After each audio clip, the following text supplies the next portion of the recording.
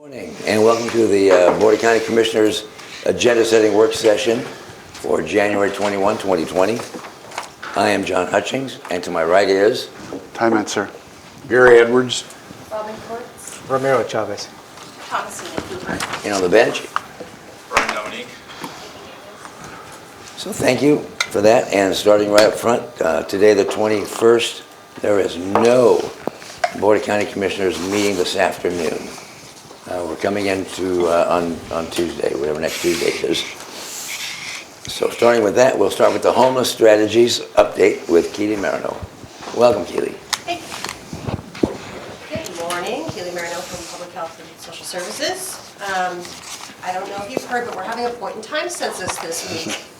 So plans are cooking up. We've got more than enough volunteers, which is wonderful. People will still show up and ask if they can volunteer, and that will be fine, absolutely. We'll be doing some trainings throughout the day so that they'll be prepared to provide surveys to those who we're surveying.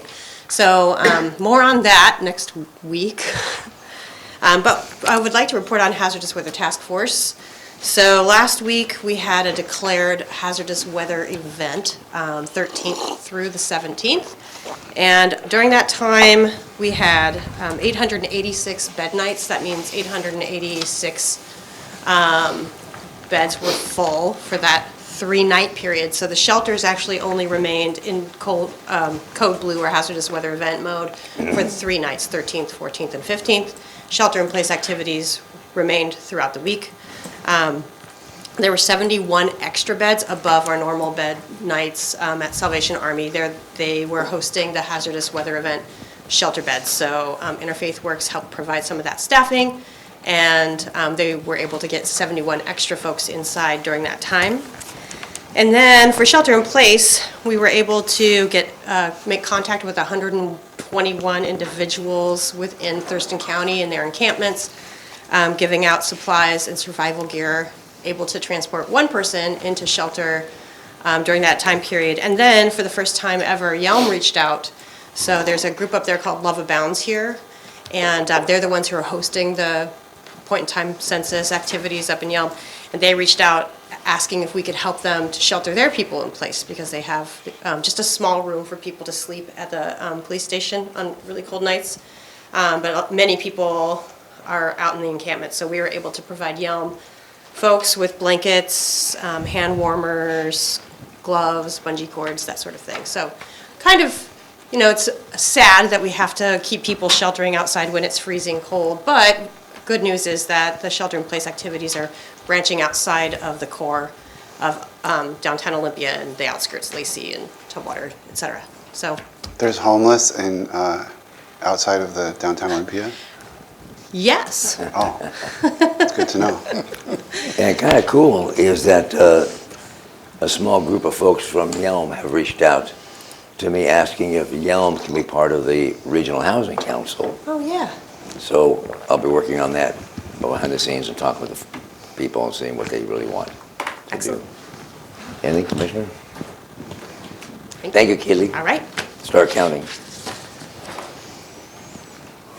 Now we're going to review the Tuesday agenda for Tuesday, January 28th.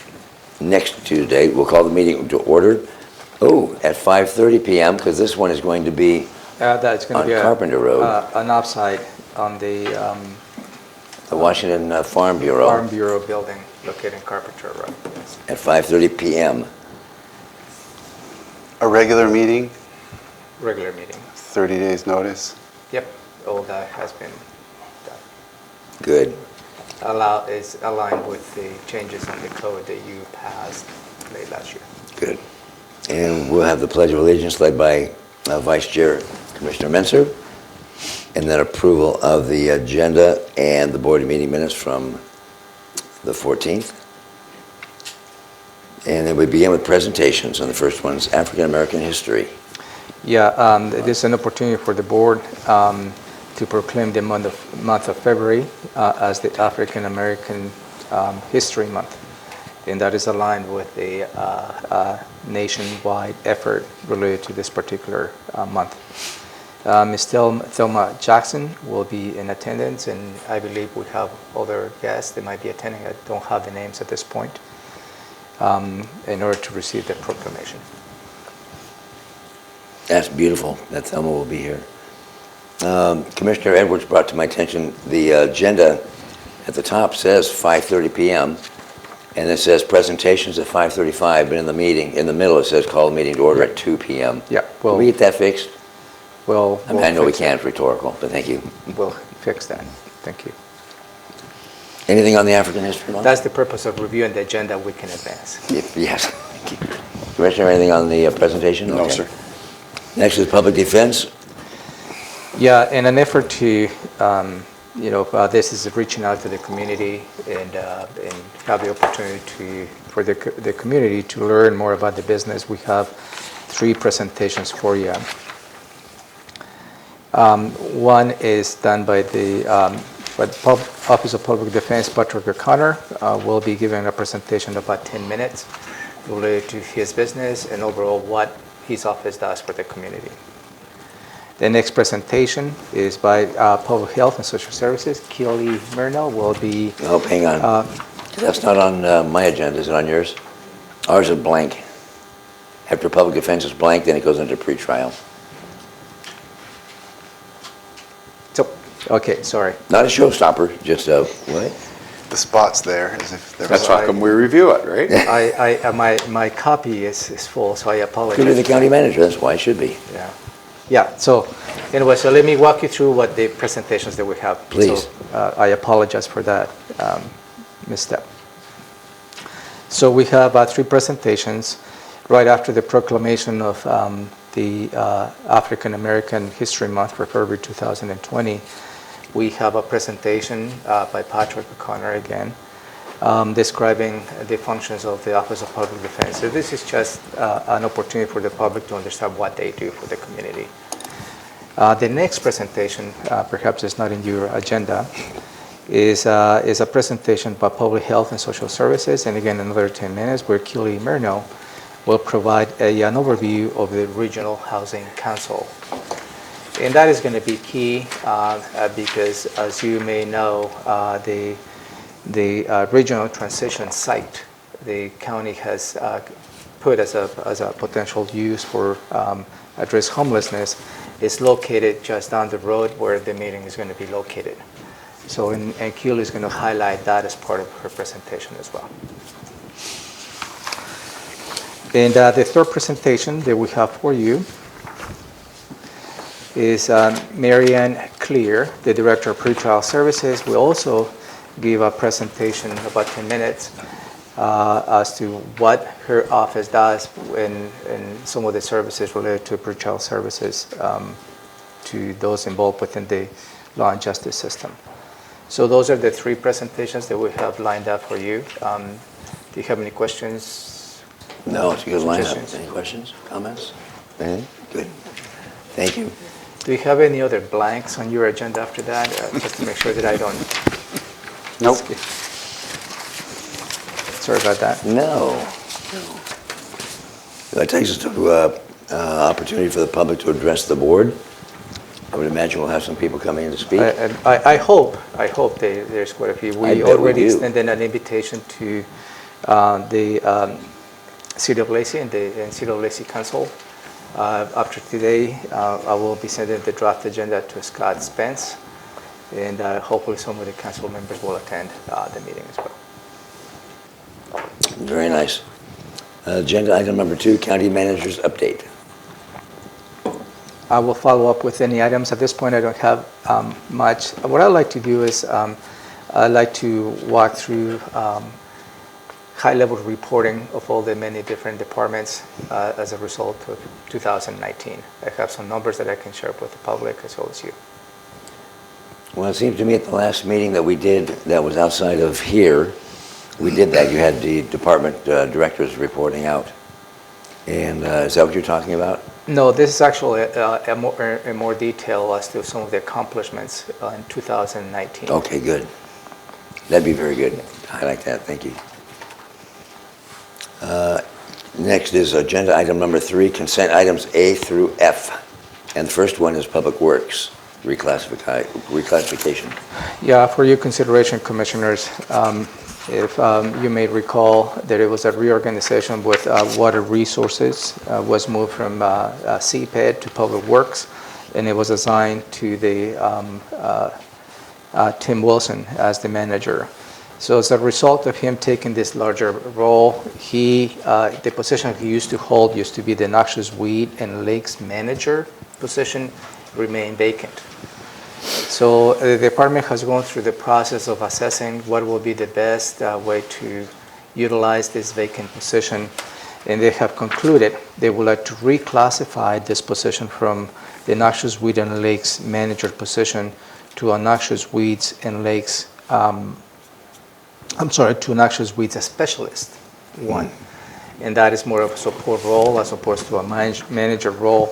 This particular request has an impact on the budget. It will go from $7,810 a month to $5,006 a month. That will be a decrease of $2,804 a month, or just about 36%. And again, this is not an impact on the general fund. Everything is covered by the noxious weeds fund. Anything? No. Good. Thank you. 3B, appointment to the Agritourism Advisory Committee. Following up on the last conversation of your boards and commissions recommendations, this is for you to formally appoint Mr. Nathan Allen and Ms. Barbara Anaya to the Agritourism Advisory Committee, and their term will go through January 2022. Anything? No, sir. Oh, good. 3C, IT. Last week, you approved a similar item, and this is related to the reorganization of splitting the central services in the IT department. And there's another fund that needs to be moved from central services to the IT department. And this is the petty cash fund. They will move from, again, central services, which is fund number 5210, to the Information Technologies Operation Fund, which is 5250. All right, anything? How big of a fund is that? Very small. It's a petty cash, so it's really less than $1,000. This is just a technical Yeah. because we split those Yeah, units out. because we need to have some cash available. But as you have also exercised some actions in the past, some of those funds are no longer needed in a way. So as we move on how we do financial transactions in technology, those will eventually disappear. But at this point, there is a need. Very nice.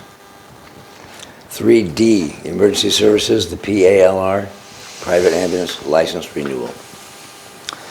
Yeah, under Thurston County Code, Chapter 6 requires every year you renew and approve a license for ambulance services, in this case for the Olympic and the AMR ambulance companies. And they both have paid the whopping fee of $100. And they have already met their requirements to continue with the renewal of the services here in Thurston County. The EMS Council has reviewed this particular proposal, I believe, and they have recommended the board to take an action and renew their applications. And again, it's for the Olympic ambulance services and the AMR ambulance services. And this is the one that was like a $10 renewal fee from the 30s? We just upped it? I think it was 25. Okay, 25, and we just upped it. Okay. Anything? But still, it doesn't cover the Heck, no. processing costs. 3E, Echo Treasurer's Report, tax title property. This is an item that you asked to be removed 2 weeks ago. Just to refresh your memory.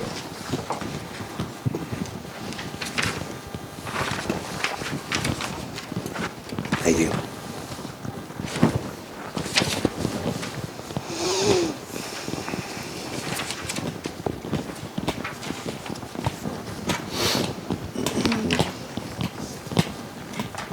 not the spaghetti ranch.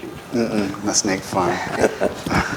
So a couple of weeks ago, you reviewed this item, and this is a 0.24 acres located just about on the LBA Park within the city of Olympia. This is encumbered by wetlands, and at that point, the board directed me to take this item out of their agenda and look for opportunities as to what wetland mitigation possibilities will be. So we have done some research and touch base with the experts as well in CPID, in fact, last Friday. And although there's encumbered by the wetlands, so if somebody wants to do a wetland mitigation related to the impact, it has to be mainly within the basin. That will be the preferred alternative. So the county, since some of our projects are outside of this basin, so we don't have that ability to perhaps utilize this property as a potential wetland mitigation. But also, if a property or developer, let's say, has an impact, a wetland impact just about the same size as this particular property, a mile away from, but within the same basin. If this developer owns this property, they couldn't just take this property and compensate it for the impact of a mile away, because it has to be compensatory. Meaning, if you impact a wetland within the basin, you have to create somewhere that impact on the basin. So this property could not be used on a one-on-one. I mean, depending on the type of wetlands they may be impacted, hard to determine. What a developer will do is whether it's a type 1 or type 3. And depending on those type of wetlands, the mitigation ratio changes from 1:1 to 1:3 or 1:2. So, and again, the compensatory cannot be on a one-on-one just because somebody owns this property. It has to be creating that. This property could be used as a potential wetland mitigation if there is some enough restoration that can be done. But again, it will be a net gain, then a net loss or net gain compensatory that needs to be done within the basin. So that's all what I have for you at this point without spending too much time. I don't think there is a possibility that somebody can see this, at least from my point of view. The intent of this is to engage in a private negotiation. I think is the nearby property owner there would like to purchase this property. It goes into the tax rolls. And I believe this person would like to keep this property in preservation and conservation. The cost of this is $763.50. And that includes all the fees and processing fees, anything else. Do you have any questions related to this? No. Nope. Thank you, Romero. 3F, the voucher list. I've gone through them. I reckon my seatmates have any questions or comments on the vouchers? Not at this point. Okay. Department item number 4, Public Works, contract award for fish passage enhancement. For your consideration, commissioners, is for you to award a contract to Contact Engineer Solutions, LLC, from Westchester, Ohio. And on January 16, 2020, which has received one bid related to provide steel bridge fabrication related to the fish passage enhancement program. The bid includes 2 different locations, and again, the bid is just to provide the materials to build the bridge. It is not to construct all those improvements. The low bid, again, the only in one bid was by Contact Engineer Solutions for $262,391.69. The department is requesting for you to award this contract plus 10% to cover any unknowns during the implementation of this contract for a total of $288,630. As you know, this is funded by the real estate excise tax, number 2. And if you have any questions? Well, yeah, go ahead, 'cause you're going to ask it for me. How many bids? 1. Not that one, guess again. No bids from anywhere here? Nope. And, Locally. and I think this is related to the very specific type of structure that we need. And there's not that many manufacturers, at least that I know in here in town, that can probably build a bridge. Is this, by any chance, something different? I mean, it says 2 steel bridges, but the name of the outfit almost makes me wonder if it, Contech, if it isn't like concrete, or No. that isn't their thing or something? No. I don't think it's related to that. And again, the 2 locations are for Peasner Road and Jones Road, Southwest. How does this compare to the estimate maybe that was? Oh, yeah, thank you. The engineer's estimate that we had was about $255,000, so it was a little bit higher, within the 10% range. Probably got to pay that extra amount for trucking or something, huh? I won't be able to answer that. Ty, go ahead.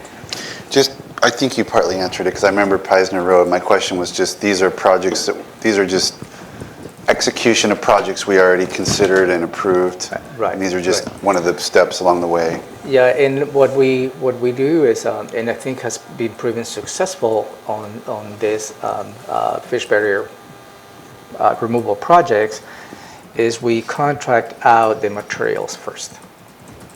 So, and then the materials has been built. So at the time that we issue the contract itself, because it requires some grading and everything else, so comes the structure and just put in place. It really saves time and money, this approach. That's what we have been able to do more than the traditional contract in the past. Did I answer your question? Yeah. And this is just for the material, our Well, own portions of the material, just the bridge structure. Right, so our road and construction crew, county people put it together? Not necessarily. What's the other part then? So it might go out to bid?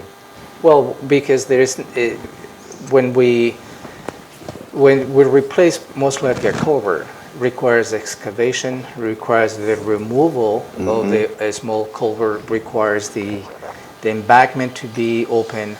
So there's a lot of more work that needs to be done. The county crews will not be able to do it. Oh, they can't do that, okay.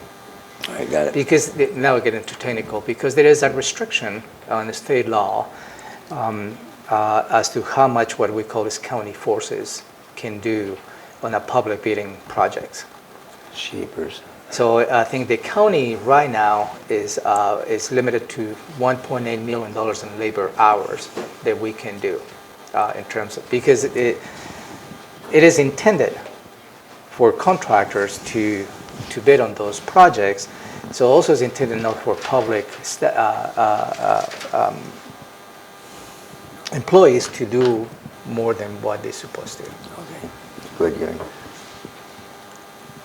What happens if this was delayed?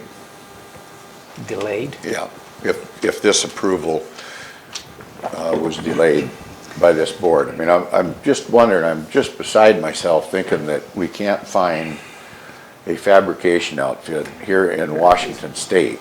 So Commissioner, we don't find Well, outfits.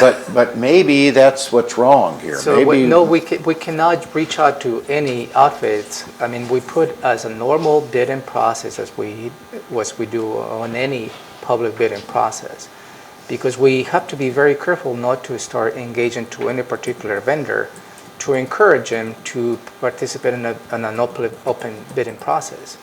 That will not be will be within our purview. So there's no way we'll know how many different companies were made aware of this particular potential. So we made aware, as we made aware just about every single public bidding process that we go through. So I wouldn't be able to tell you how many companies look at the bidding proposal. I will not be able to say But that. the goal of any company is to stay alive. Right, And so I would think if they're looking for work, they know where to go looking for work, and there's chatter among the professionals. So the industry itself, because we use a third party where we put all the bids and where all the contractors sign in, so everything is available to any contractor on any type of line of work. They might see a possibility they can bid for any, not just Thurston County, but many jurisdictions across the region. So I appreciate the commissioner's point that, hey, we want to open this up and give as many opportunities to many folks and have choices. However, if we open it up, as we typically do, hey, come everybody, come one, come all, here's a bid. One person bids, and we tell them, well, we're going to reopen it. Does that open us up to liability? Yeah, it will be a challenge because during the bidding process, we just have to justify as to why this vendor has not been awarded the contract. Because remember, we're required to award to the low bidder. So then we're picking So, winners and choosers, and winners and that will be losers. something that we can check with our attorney. If you like to reopen this bid, it has to be a reason as to why. I don't know about maybe reopening, but I'm curious what type of interest was expressed. Maybe, did they get calls from 3 or 4 outfits possibly asking about the specifics on this, and only one actually put a bid in? I find it hard to believe that we get one bid on a project like this, and it comes from clear across the country. Yeah, it's interesting. You don't know you wouldn't know if anybody called. I mean, if somebody was here from Public Works or something, could they tell us? What I can probably do is for next week, as part of their presentation, to give you that information. I'm probably going to want to quiz Public Works next week, so I would just say, I would just forewarn them to come prepared for a bunch of off-the-wall questions. How's that? I'm sure they'll be prepared for that. Got it, but we'll keep it on the agenda. So to answer your question, delaying this item obviously is going to have an effect in delaying the delivery of the projects. Yeah, and then we've got time frames where they can only work within the close to Fish the will water die. at certain times, yeah. Fish will So, die. I don't want to hold it up. I just don't understand how the bureaucracy is so inefficient. With all due respect, this is not related to bureaucracy. This is an open bidding process. Oh, and yeah. any contractor who sees the opportunity to bid on a public works project sees this as an opportunity or not. And I'm not sure I would jump, what I is- don't jump to the conclusion that we're inefficient. Yeah. This is the process. If only one person bids, it's not a slam on us, I don't think. I don't take it that way. We'll see. Number 5, emergency services approval of a contract. For your consideration, Commissioners, is for you to exercise a renewal of the existing contract with the Olympia Emergency Services for the services of the Medical Program Director. And this contract goes through January 15, 2020. The EMS Council has reviewed this renewal and have provided a recommendation for the Board of County Commissioners to approve it. There is an annual cost of $129,780, and that money comes from Medic One. Okay. Anything? Can I ask Kurt some questions? Do you have questions? No. Can you just give me a little background on this position? And I'm not as familiar with it. I think I heard about it early in last year, but it's fuzzed. Okay, sure. Kurt Hardin, Emergency Services Director. So this position, the Medical Program Director, is responsible, is appointed first of all by the Department of Health, and is responsible for issuing all the protocols and oversight of emergency medical services, pre-hospital treatment, patient treatment. And so what it does is it develops the protocols for field work, reviews cases, does quality control, and does teaching and continuing education for our paramedics. And that's just some of the areas for the MPD to do.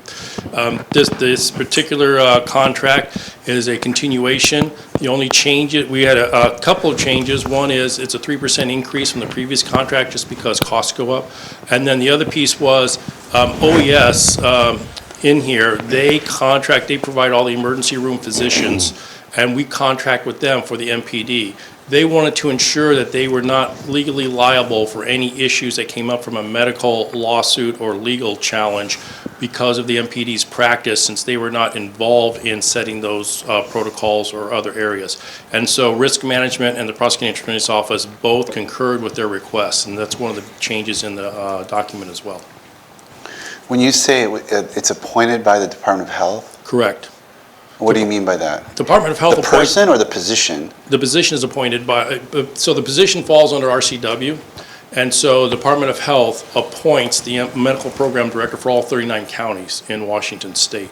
What we do is, the EMS Council recommends candidates to the Department of Health, and we supplement the stipend that the Department of Health provides, because we typically, it's about 40 to 60 hours a month that we request the medical program director to work, and the Department of Health provides a $5,000 a year stipend for that. That's the State Department of Health. State Department of Yes. Health, correct. Okay, just to I clarify. understand. Yeah, State Department of Health provides a $5,000 a year stipend. What we found is it's very challenging to find a emergency room board certified physician to do the work for $5,000 a year. And so what we've done is, and this was several years ago, we put in place a practice to pay essentially one shift a week of an emergency room physician to be the medical program director. And so that cost is what you see in this contract. And that comes out of the Medic One Fund. So this position receives this amount plus 5,000 a month from the Department of Health? $5,000 a year. A year, I'm sorry. Yeah, and Okay. it's up That to makes more 100, sense. and it's up to $129,780, whatever, $680. It's up to that much. He gets an hourly rate of $216.30 an hour. So if it's 30 hours one month, 70 hours the next month, we calculate it not to exceed because we believe it'll be lower than that. It typically is on an annual basis. And this setup is how long has it been going on? I mean, it's continuation of previous. Correct. For Correct. some period of time. Correct. And we're happy with that. Yes, because previous to this setup, it was very challenging to get a medical program director to be able to dedicate the time, because what you're asking them to do is essentially take one shift out of their work week and work at Medic One, and that impacts them financially. And so it's very challenging to find someone, even though they're dedicated physicians, to take that time away from their family and or their work. And so this contract arrangement provides for their financial well-being, so to speak, so they don't, when the shifts are losing at St. Pete's is made up by this contract. Okay. Gary, anything? Okay, that's all I have. Okay, thank you. Thanks. Thank you. Number 6, Public Health and Social Services. Excuse me, this is a contract extension. There's a couple of items in here. Is a contract extension for you to consider to extend this contract to June 30, 2020. So the board approved an initial contract that included $71,145 that needed to spend by the end of 2019.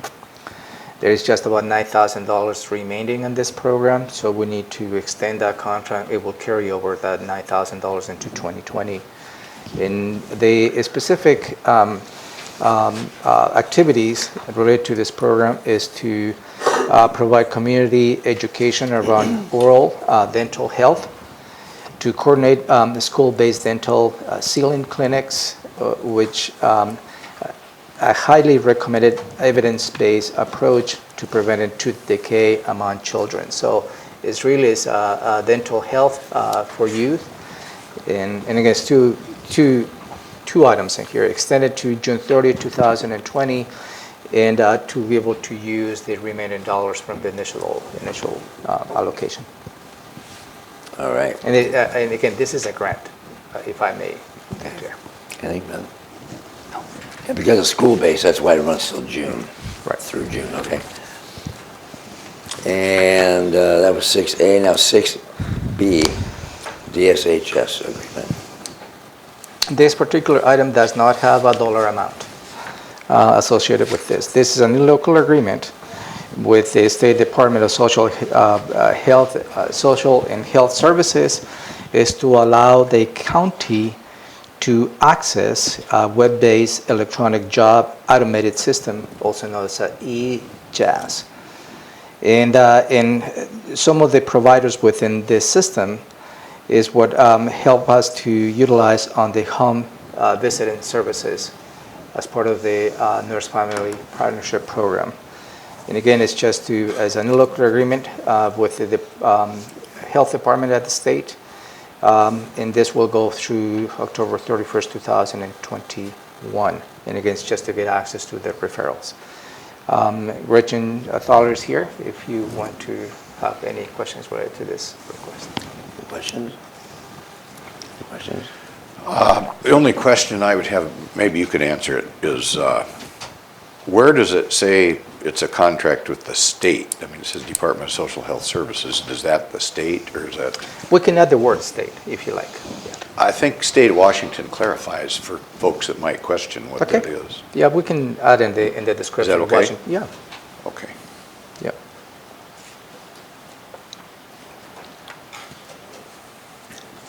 And then we wrap up with the commissioners reporting out and county manager updating our schedule for the week, and then we adjourn that meeting. Very nice. Proclamations and awards. And I see Law is not here. Yeah, she's ill today, commissioners. And I don't believe we have anything pending on that item. Okay. anyways. Advisory boards and commissions. Yep. We don't have anything on that. Okay, PIO check-in. Commissioners. Oh.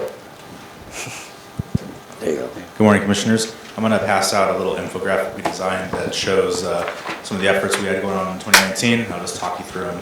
That'll be my update for this morning.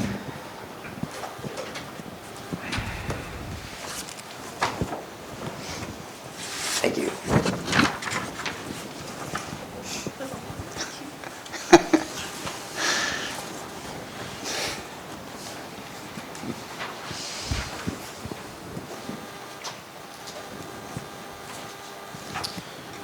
All right, so what I just passed out is a small infographic that shows some of our numbers for the communications activities in 2019. On the very top, you'll see earned media. That's defined as. You have extra copies? Oh, sorry. Just put it in front. Thank you.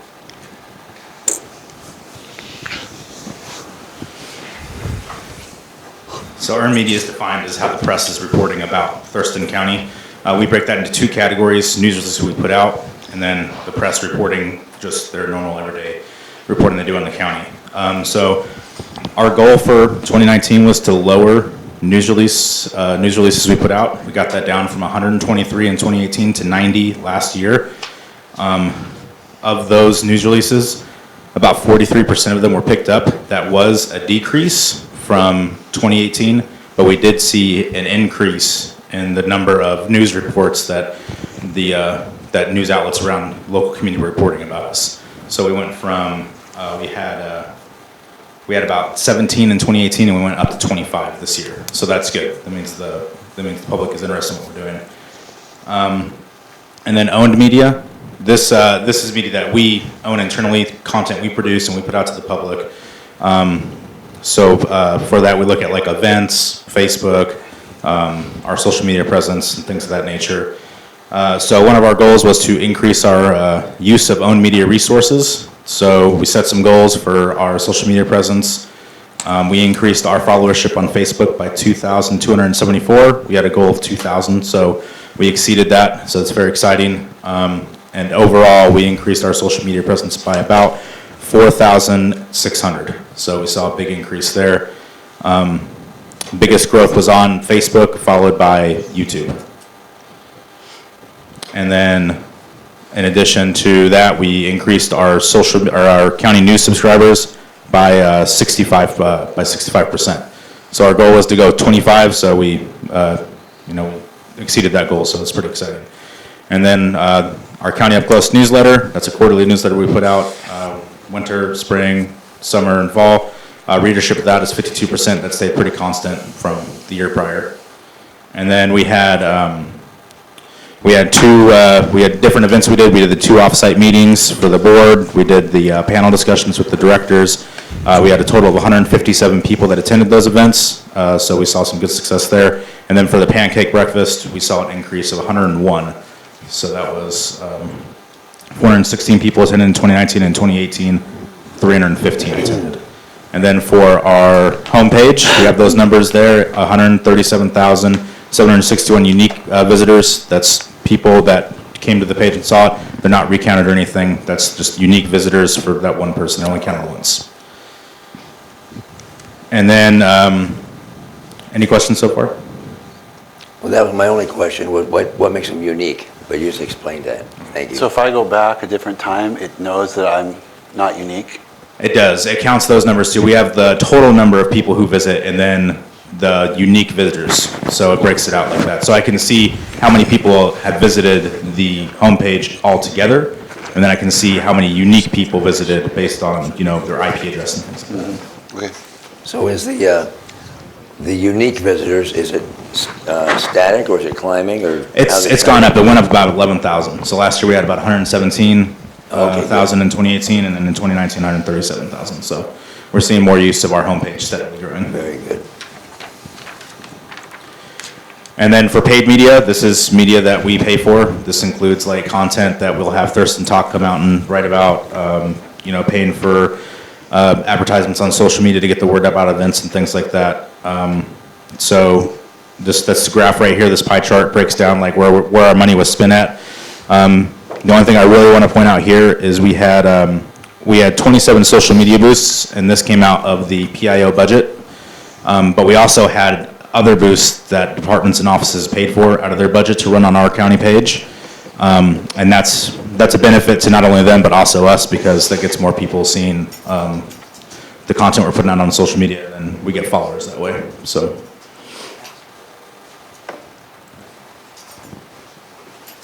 That's all I have. So just a quick rundown of the numbers. Any questions or comments? I like the effort to save paper, although my eye doctor says that that people after their mid-40s, eyes start to go, and you'll notice there's nobody on the board below mid-40s. So I was just commenting, it's bigger than a business card, so thank you for that. I think the intent is to put it in a back pocket, but I think a larger print would be very helpful. Yeah, so we designed it as an infographic, and I was having some issues getting it to print bigger and still maintain quality, because when it printed it was all grainy, so I just went with the smaller copy. I apologize for that. I'm just teasing you, Brian. Thank you, I've Brian. got my reading glasses, but that's good. Good Thanks for information. the comment, old man. Legislative update. Yep. So they're going to take some time walking you through, so you have our report in front of you. The way that I have updated this report, you see some of what has been shaded on some of those bills is some of those bills that you have already exercised your perspective, except for one, I believe.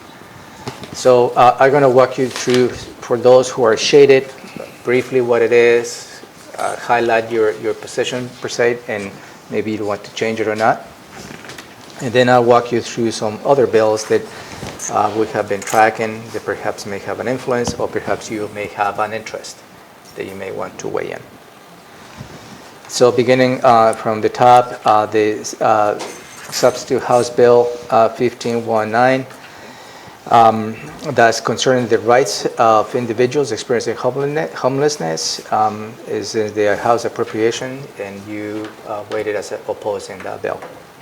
And again, stop me if you want me to give you more details related to any bills. Just for the record, that was a 2-to-1 vote. Okay, so we'll record that. I just need to make sure that was clear. That's good. I'm still gathering information on this. I don't have a position on it myself. Okay. House Bill 1598, annexations, and that has been introduced, and I believe is moving through. There is a request to go and put on the floor for an actual vote, because there's last year's bill, and they have already gone through the committee. So I believe you have supported this bill. House Bill 2206 concerning equity by authorizing services outside the urban growth area.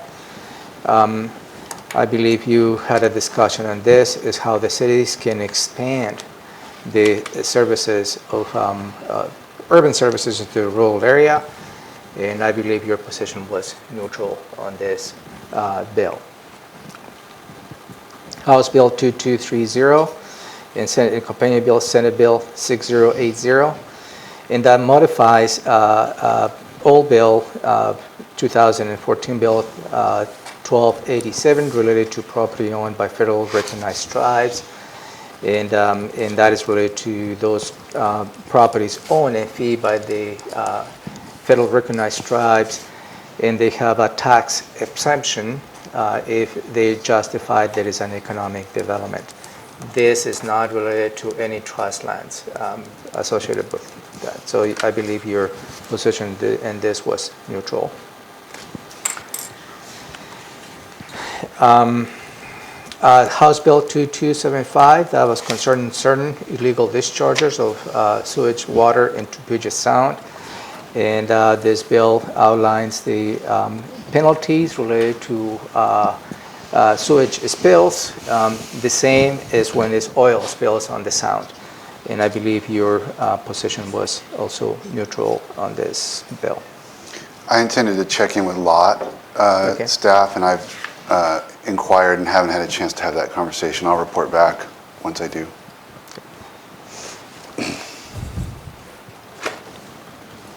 So you're recording, Amy, recording all that? Yeah, thank you.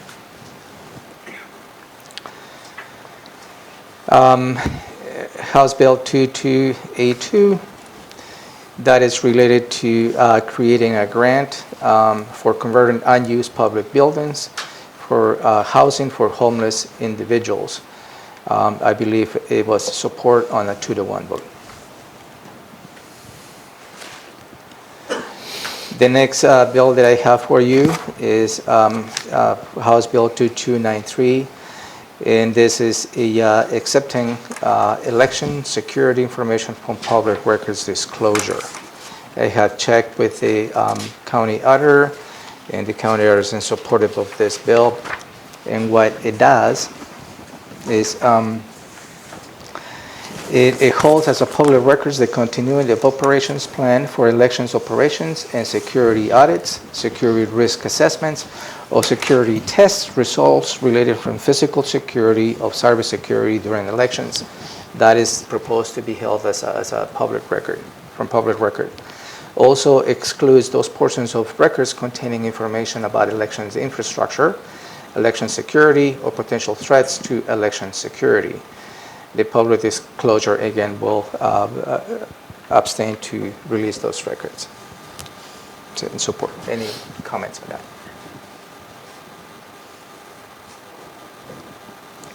So would you agree on supporting this bill? That's the question. I heard you say The auditor our auditor is supporting is it. full support of this. And in fact, she was the one who drafted this, Okay, introduced this I'm bill. good. Yeah. Okay. Also, the next House Bill 2297, this concerning resolutions of a valid dispute before election. In this bill, what it does is if there's any dispute related to a proposal, a valid proposal from the voters, shall be resolved prior to an election. I checked with Mary Holt, and she is neutral on this particular proposal. I don't think it's going to have any legs because that will be very difficult to implement when it becomes to law. Because as you know, right now, any challenges to a particular bill is after an election is completed. Yeah. This is trying to do before. I'm in favor of this myself. Okay. So the proposal is neutral. So how you like to approach it? It says support here. It says support. No, I'm sorry. Yeah. Cross that out. It's neutral. Okay. Yeah, but I'm still in support of it, because I'd like to have things clarified before we put them on the ballot for the public to vote on them. Yep, that is, And I agree with that, and I don't know why Mary is neutral. I don't know what the other side is. But I'd like to have it rectified before it goes on to the support it. ballot. Yeah. I would stay neutral until I can talk to Mary. Okay. Is that something we want to have Mary talk with us about? Certainly, you can reach out to her if you like. Why do you do that? Yeah. Have her come to the board, or is that not appropriate? I can, but the timing is for her to Okay. come and address for a single We'll bill. reach It will out. be extremely tasking. Can you report back to us? Sure. Oh, great, thank you.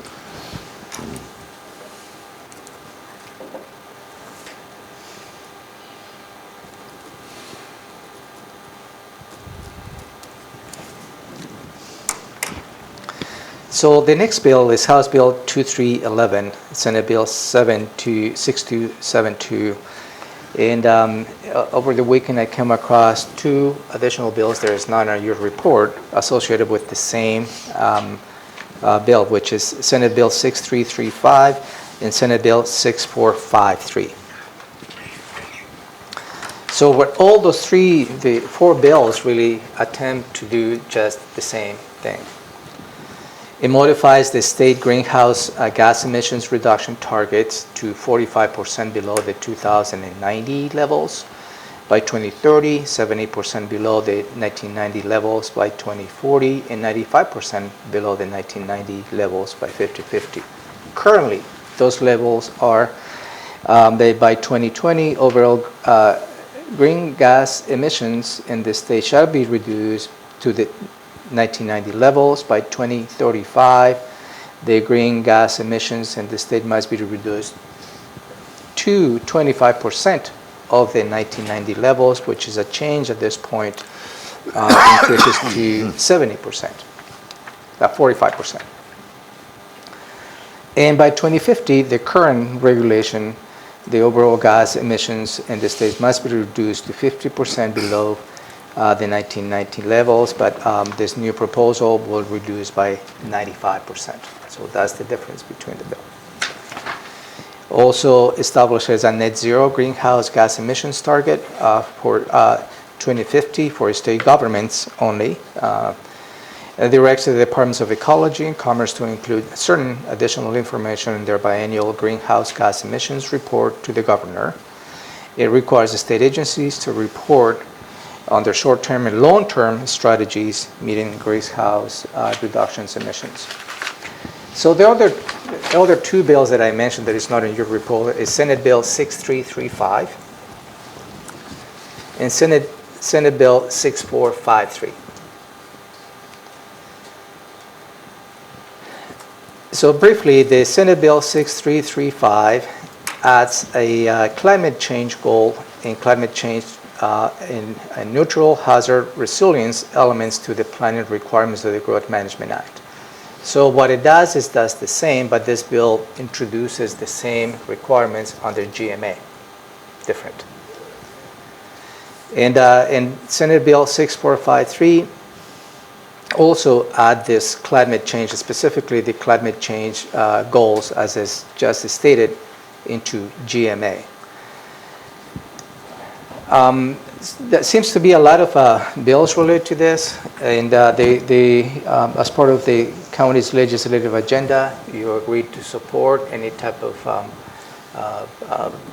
bills related to climate change, and that is why I'm bringing to your attention, and my suggestion will be to support those. There is going to be a lot of work, I believe, to reconcile all the bills as to what that is. So at this point, everything is just moving in perhaps in so many different directions. Any questions on that? I guess I don't know enough about that, what that means when we talk about tying it with GMA. Does it also tie it to some kind of restrictions that if you don't meet this requirement, then you're not allowed to do X? Too many things that I don't understand. I'd prefer staying neutral on it until we had an understanding about it. So that is the last two bills that I mentioned, that stated, Senate Bill 6335 and 6453 are the ones who bring some of those requirements into GMA. And also there's a couple other GMA-related issues, but none of those bills really addresses revisions to the GMA as a whole. They're just adding elements, I believe, under the current GMA. But what does that mean when they add them on there? Then, I mean, I know our folks are working right now on the Shoreline Master Program, and I see, you know, there's something coming up about that, and our own comprehensive plan is dealing with that. If we support or oppose it, we might be doing something contrary to what our own people are doing. So let me give additional information on one of those, maybe that can shed a light on your question. Well, actually, my concern is with all of them that we're lumping in to a certain category without knowing very many facts about it. So let me read this statement, if I may. So climate change goal is added into the planning goals of GMA. Under the goal, GMA planning jurisdictions must ensure that comprehensive plans, development regulations, and regional policies, plans, and strategies under county-wide planning policies and regional transportation planning organizations, TRPC, have to adopt and mitigate the effects of climate change. As you know, we're participating with TRPC on the climate mitigation plan that is going to be done here in July of this year. Support greenhouse gases emissions reductions requirements and state vehicle miles travel goals, build resilient infrastructure, and nurture environmental, economic, and human health. Climate change and natural hazards resiliency planning requirements are required of counties and cities within those counties meeting any of the following criteria: populations greater than 100,000 in 2018, so that will apply to Thurston County.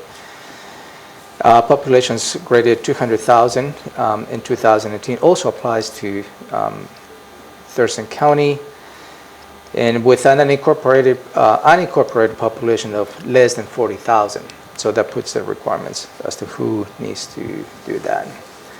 Let me see. A climate change and natural hazard resiliency element is required as part of the comprehensive planning of counties and cities within those counties subject to climate change and natural hazard resilience planning. The elements must draw upon the land use and transportation elements to the comprehensive plan to be designated to these particular goals. So there puts a lot of requirements on the GMA in order to achieve some of the goals I stated. And then whose discretion is it to decide if that does meet the requirement or not? There's a lot of open-endedness in all of this, it seems like. I'm not saying they aren't well-intended, but it's pretty vague about who gets to make the determination that, you know, they are headed in the right direction. I mean, we're doing some things. Our e-inspection type activity is going to save, you know, carbon footprint, miles driven, all of that kind of stuff. But is it enough? I don't know. You know, we had to end up somewhat in litigation with Commerce a year or so ago, because their interpretation didn't match ours, and then we finally got to an agreement. But I don't think the bureaucracy ought to getting involved in courts and decisions and stuff. So I don't know enough about it. From that, I realize I can hear what you're saying, but the discretion there is by whom? Well, you as a board approves all the planning policies really under GMA as part of the comprehensive plan. Yeah, and then that's overseen by the Growth Management Board. What it does is put somewhat on a structure that any comp plan amendments in the future needs to include climate change strategies. And that's what I mean, that's pretty broad, climate, you know. It is broad, but GMA is broad. I won't smoke tomorrow or something. Well, Okay. I don't think a bill like this, they encourages climate change strategies will be so prescriptive, other than the goals they are planning to change from in 2030 and 2035. Is there a reason why the one version is on your list and then two, is it, Because I just came across over is the it weekend. further along or No, anything? I just came across Okay. over the weekend the companion bills, and I didn't have the chance to update your report. Yeah. So you looking for a thumbs up or down, or just briefing? I'm just trying to look for bills. They have a climate change because that is part of your legislative agenda. They would like to support some of those bills, and yeah. I don't mind supporting them if we're supporting the right thing, but I don't know, I hate rushing into these things without knowing more about them. That's why I'm intending to stay neutral on things until Well, unfortunately, the legislative session moves on. So Yeah, I know it does. Yeah. Okay, go ahead. So let me know how you like to, So you do want answers on each one individually? as I do. I've got the same concerns. I don't know what's in it, but by the intent, I'm supportive. Yeah, this stuff needs to move, and we put this as a priority, and I'll look in, this is the first I'm hearing of it, so I'll look into it, but at this point, I want to be supportive until I find that there's a good reason not to. And you remain And I'm neutral. neutral. And what they are right now is going to be vastly different, probably in a few days or next week or next month. You know, and I will keep that can track. change. At some point, you know, this will be consolidated, Yeah. and we'll have a little more information related to this. So, because I don't, if all the bills are moving at the same time, they will be in conflict with each other, which doesn't make much sense. So I'm supportive now, and I may be more supportive, or I may say, time out, Yeah, we can always depending on what revise it it. says, Yeah. or how it changes.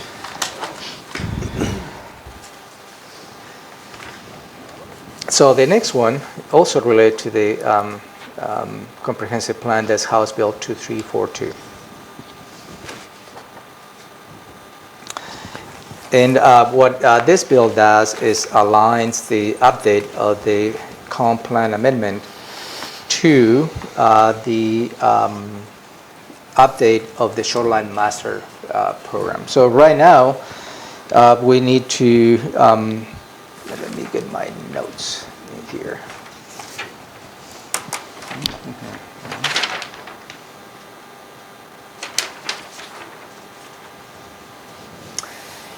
Yeah, right now we need the next update for our comp plan is 2024. That will move to 2025, 1 year. And as opposed to have an update every 8 years, this bill allows to have an update every 10 years. So that is the gist of this bill. There's no much to it. So again, this bill, what it does is moves a year when we need to do the next update to 2025, and then that will align with the shoreline master plan update, which is now every 10 years. And my suggestion is to support this. Well, that makes it a little easier on us trying to keep up with all this stuff, right? And having the comp plan amendment with the shoreline management plan amendment, I think it just makes sense all at once, as opposed to have all different. Yep.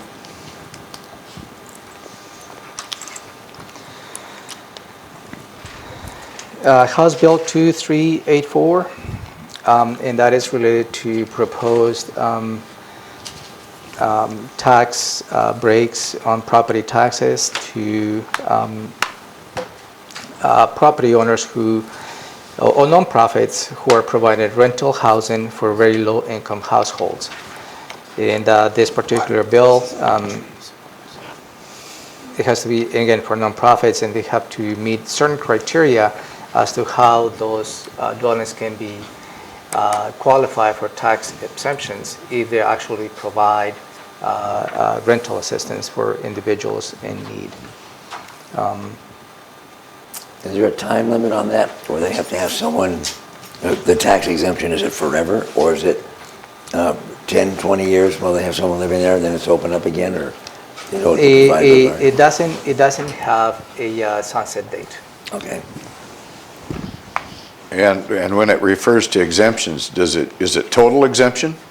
Or partial exemption, 25%? Is a prorated rate. Yeah. It's not a full exception, no. Not full. No. It's similar to some of the tax exempt that you have for low-income veterans who own property. So there's a reduced rate they can do. That's my understanding. Good, that one.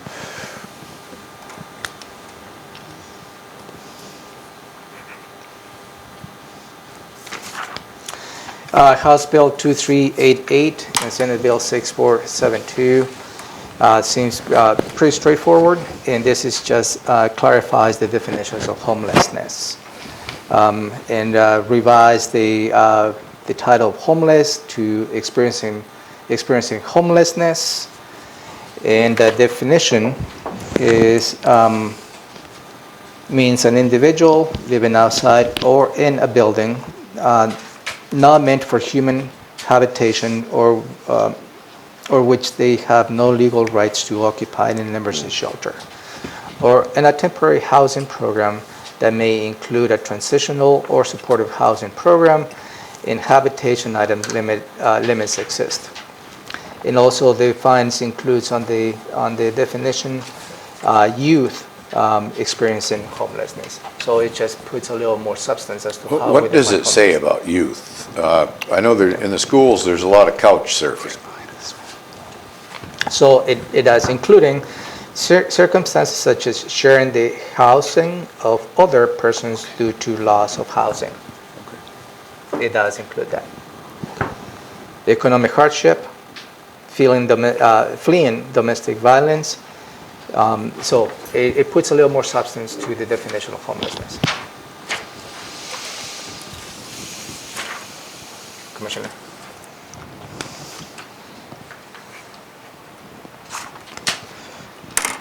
House Bill 2588. Improving openness, accountability, transparency to special purpose districts. And this is, I read this bill, and this is a follow-up to the meeting that you had with the state auditor last week. And this was originated for some of the special use district. I believe it is a ditch district up in Snohomish County. They found mishandling of public funds. They have not, run an election for many years, and so it's somewhat of embezzlement. So what it does, this bill, is defines this unauditable districts, meaning they don't have the means to be audited, and as a result, the state auditor goes and provide findings of their financial statement. So within that context, what the bill does, then if they find those districts there are not meeting expectations, financially or otherwise, goes back to the county for the county to manage those districts. And that is the concern that I have on this bill. I think it's well intended in addressing some of those districts that have not been able to provide the services or be good stewards of public money. But the answer is not the county to take responsibility of those districts. We already had the burdensome of public utilities who are not able to be financially feasible, and the county is responsible to take those over. Thomashawn, Ravalli Beach, those were public districts. They just couldn't survive financially, and then the county took that responsibility. That is my main concern on this bill. My concern is that it says we have concern rather than oppose it. Because it's against an unfunded mandate, we're the hammer again. And that's just me. No, that's exactly the conversation I'd like to hear from you. WASAC, imagine they'd have a position on that. I don't know off the top of my head. has a concern. Yeah. They're at concern status. And so what does concern mean? Well, because I have concerns too, but does that mean support or oppose? well, because the language is the counties may So they may, if it's not the counties who can take over those districts, who else? So they Yeah. may not materialize in something that we may have an option. You may or may not go through a red light. You know, a law that just says may. So now we Something like have this. concerns, and we have support, Neutral. and oppose, and neutral. Neutral. And you're recommending we just stick with concern? Is that what you're saying? That's, but if you Okay. feel strong about That's fine with me. okay with you it. know, I oppose it. opposing, Until they put in a word that keeps us out of it and the state picks up, the auditor picks up the what I responsibility. have is Or they concern. will fund it. concern 2, 1, oppose. I'm opposing. Well, I don't mind, no, I'm not, I'm going to stick with concern.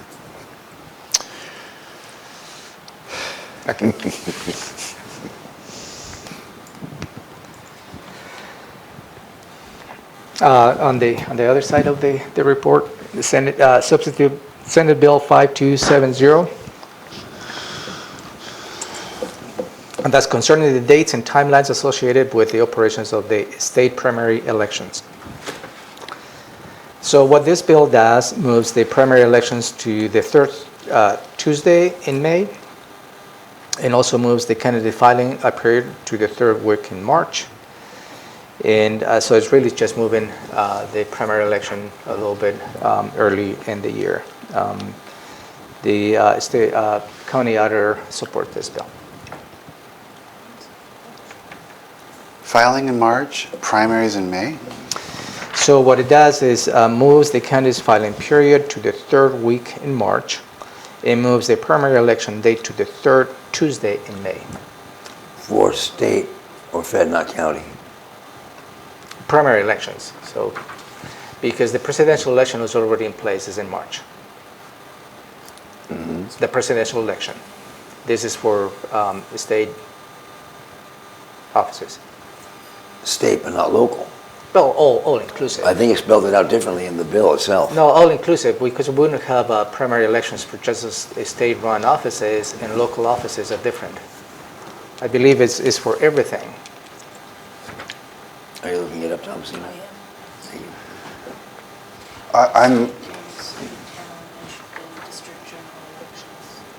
I'm struggling with why we'd want to make local campaigns and elections longer than they already are.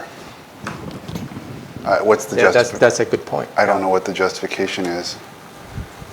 So I wouldn't be supportive at this point. And I was under the different impression of what it included, the way I read it.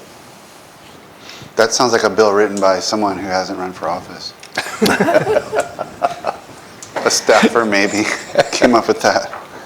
If that's the case, if it's everybody all-inclusive, I don't support that. So, I'm going to agree with my seatmates on okay, this. so oppose? Sounds good. You already discussed the Senate Bill 5457 concerning naming subcontractors by prime contractor. They're in bidding process. You oppose that? I did a little more I was neutral on that, Okay. and I did a more legwork, and I support this. This is about, you recommended supporting it, and in addition to just the transparency, it's an effort to try to root out like fraud or illegal labor practices and create accountability. Labor supports it, and a lot of legislators whose opinion I respect on these issues support it. So I'm thumbs up on this one. And this is the one, as I recall, Wasack was opposing because the subcontractors, all the way down, if someone fails to do the job properly, it comes right back to the original contractor, not all the subs But that out. doesn't, that has. So it's a liability issue, as But I it recall. doesn't change because the liability is going to be put into the subcontractors, on those subcontractors who perform that specific parts of a contract.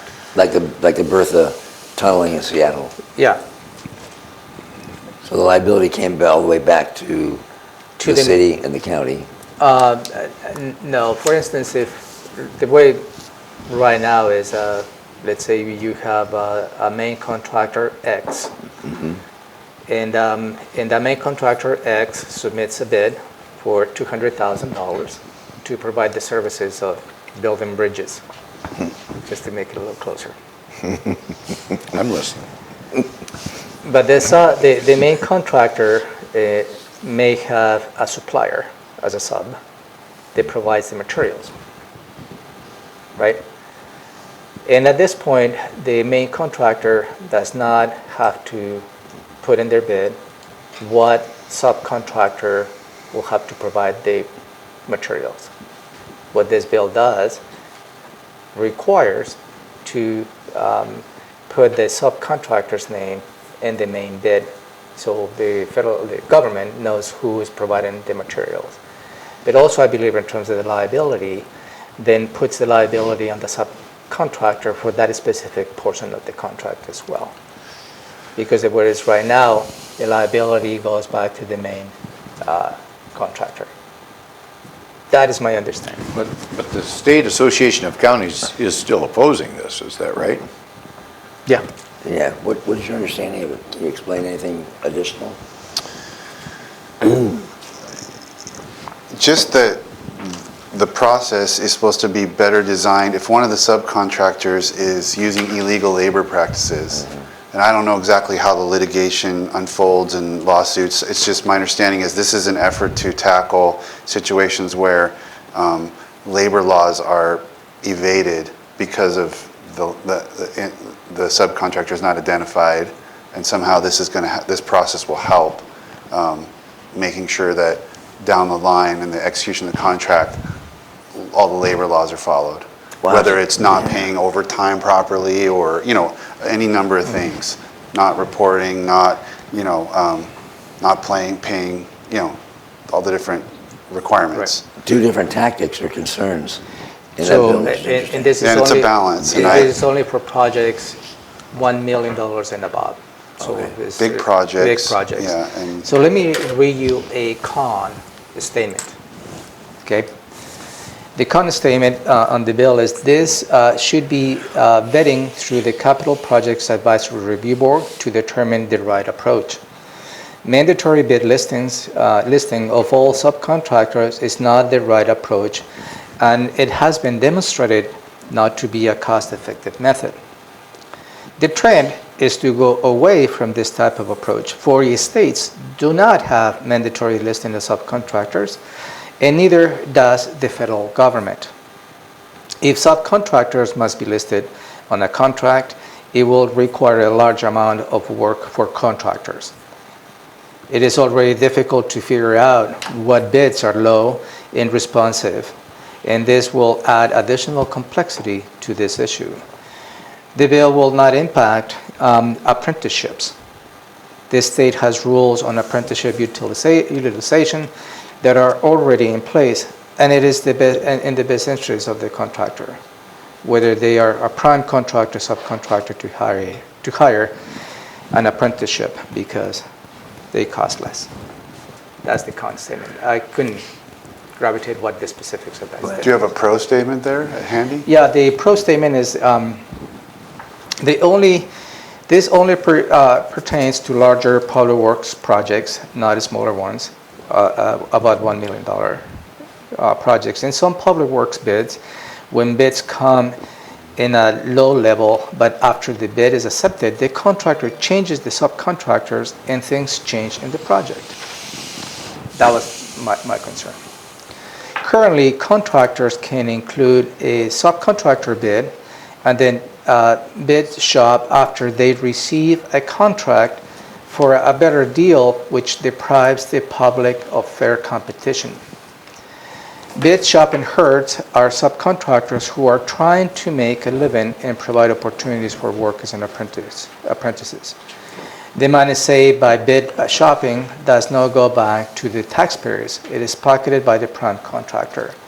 Subcontractors listing has a positive effect in deterring this practice, which is shown in the results from the contracts that currently require this. The bill levels the playing field by listing subcontractors for all projects. Washington State makes great investments into apprenticeship and career connects. However, all the time in preparation have no effect if there are no jobs. This bill will help determine the demands of apprenticeships and expand our workforce. It's a matter of transparency. That's the first thing.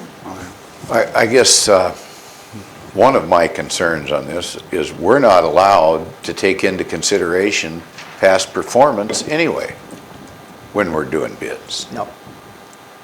So what's the point, I guess? I think it will give the, in this case, the county, a good information as to who is going to be performing the work in that contract, from the main contractor to the subcontractor. But it's another bureaucratic barrier to overcome by a contractor to find and include this individual in the bid when he makes it versus following up on that. I believe they have laws on all that overtime and work issues that are in place already anyway. And to me, it just seems like it's a barrier to cost-effective business practices. So I think I'm going to stick with the Association of Counties that are opposing it. WASAC opposes it, and our lobbyist opposes it as well.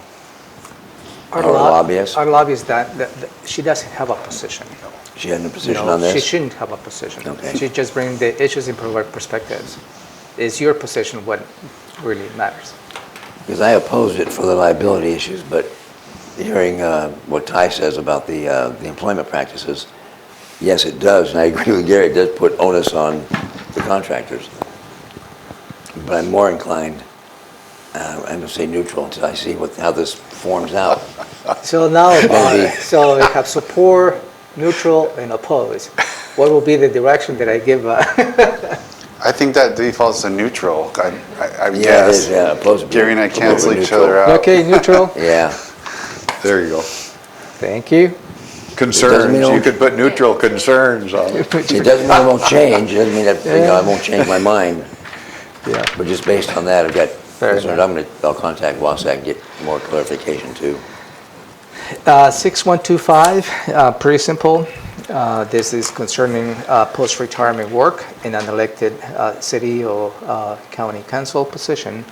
And what it does allows a public employee who is using as part of the employees retirement system, retiree, to return to work as an elected city or county official for up to 1,080 hours a week. Was that a Spokane or an issue up north? It was, it's a result of some lawsuit, I think, or an issue. I'm not aware of that. Yeah. I'm okay with it. It was support? I'm sorry, can you just repeat what? Yeah, what it the does gist is of it? allows a public employee who is already retired within the retirement system of the state and is to return to work as an elected official, city or county official for up to 1,080 hours a year. Either running as an elected or being appointed to fill a vacancy. Right, either way, as Yeah. an elected official. I think that's what I was referring to. There was a lawsuit regarding someone being appointed to fill a vacancy and they weren't allowed to do that. That seems kind of silly. Yeah, it didn't make sense to me. That's I'm neutral? okay with it. I'm support it. Put them back to work if they want to. It's not mandatory, it's just that they can. Yeah, this Okay. is just allowing that. Concerns? Yeah, I have concerns because I don't know enough about it. Yeah, that's my problem. Yeah. I hate taking stands when I don't know very much. So how I can make this process a little bit better so you don't feel surprised.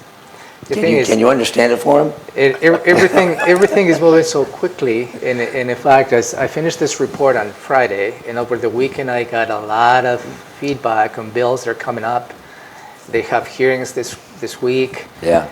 And I don't want to come across that I'm rushing you, but the nature of the legislative process is such. Other than the ones that we actually Where are you at on that one? pick Support. as yes. something to support, I agree on with that. you. Yeah. why do we even need to get involved in all of these Because if, bills? I mean, they're all important. Yeah, because it well may be that if somebody's looking for support to meet with the legislator, as we have practiced in the past. I will ask you to attend and support this effort. But if you feel strongly on saying opposed, on the same fashion, because the position that you hold and the message you deliver is important. So I hate to rush things, or hate to be rushed as well, but you got two supporting and one concerned or opposed, whatever. Let's move on. Yeah, oh yeah, let's move on. I agree, but just philosophically, I agree with you 100%, and I think that we shouldn't necessarily feel like we have to take a position on every single one of these. If we don't, it should just default to Yeah. neutral unless we feel as a board we have a particular appetite or excitement about the issue. And be neutral. well put, yeah. And be neutral. I will just keep you posted as to how the bill And progresses. then as we learn stuff, we may want to change it. That's kind of where I'd feel more comfortable at. Yeah, me too. And it's So not a okay, so commitment. let's go neutral then. Yeah, because I don't,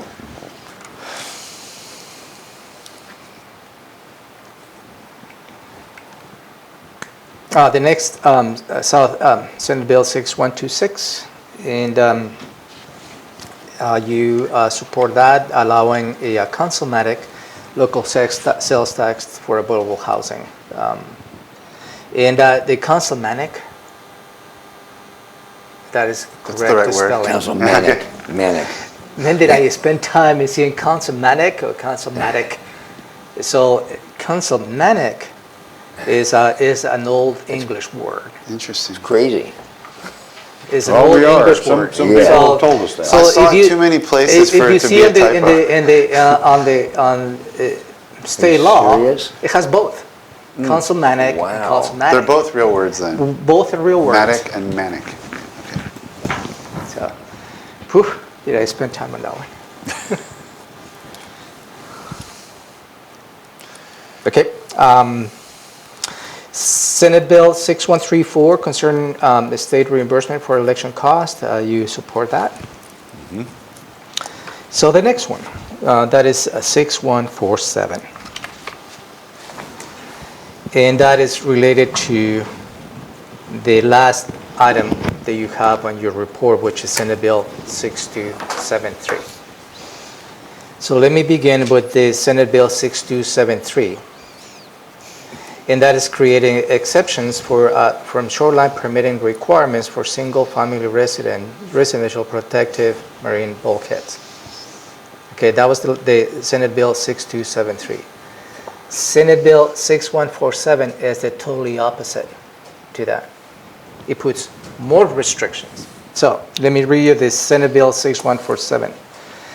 Adds condition to shoreline armoring replacement projects that require considering at least the least impactful alternative.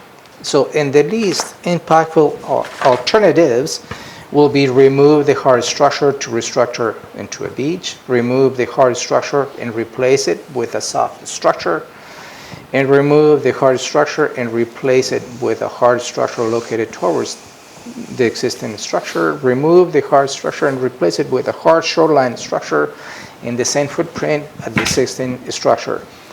But it doesn't do anything related to the permitting. 6273 puts an exceptions for residential property owners if they like to replace the bulkhead to go ahead with no environmental permits. This one puts a little more restrictions. They have to do a due diligence before they do anything related to bulkhead. So those two are in conflict.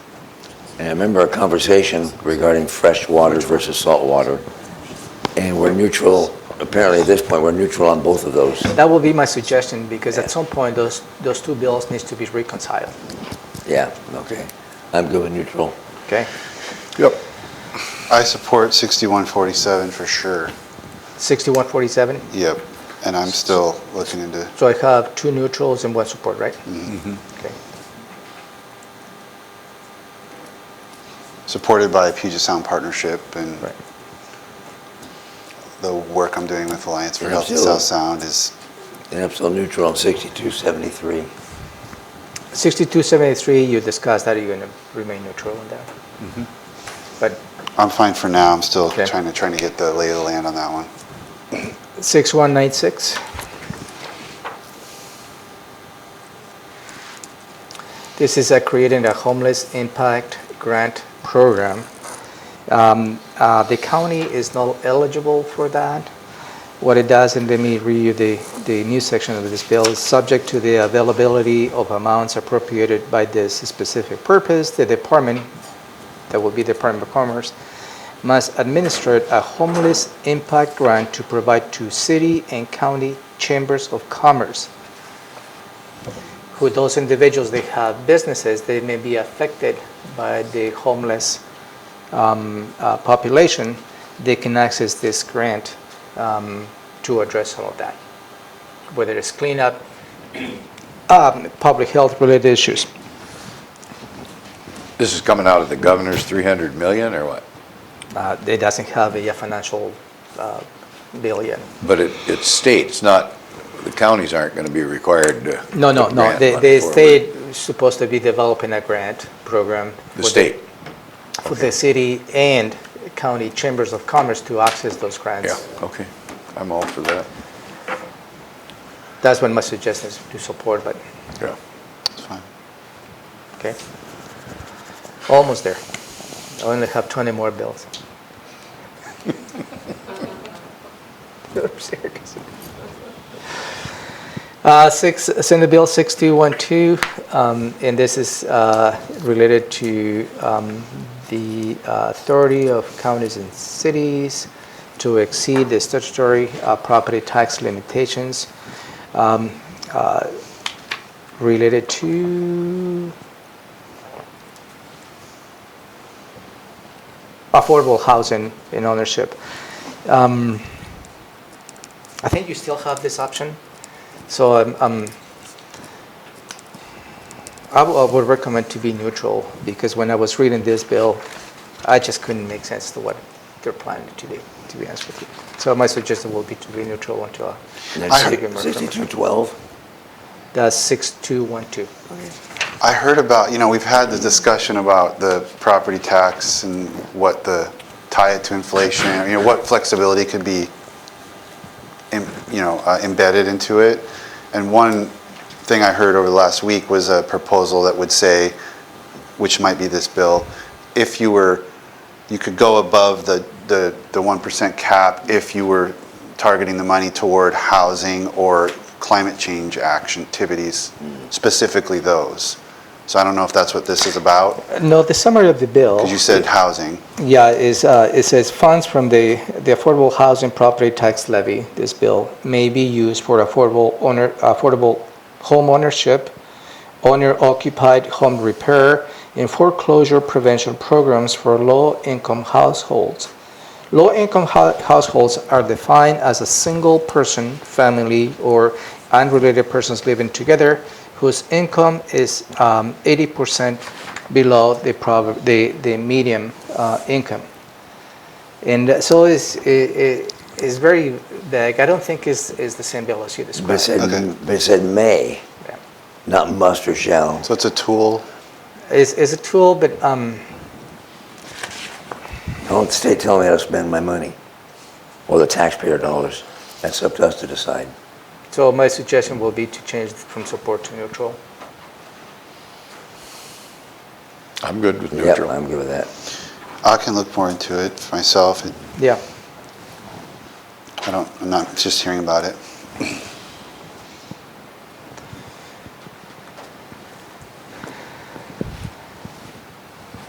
Senate Bill 6222.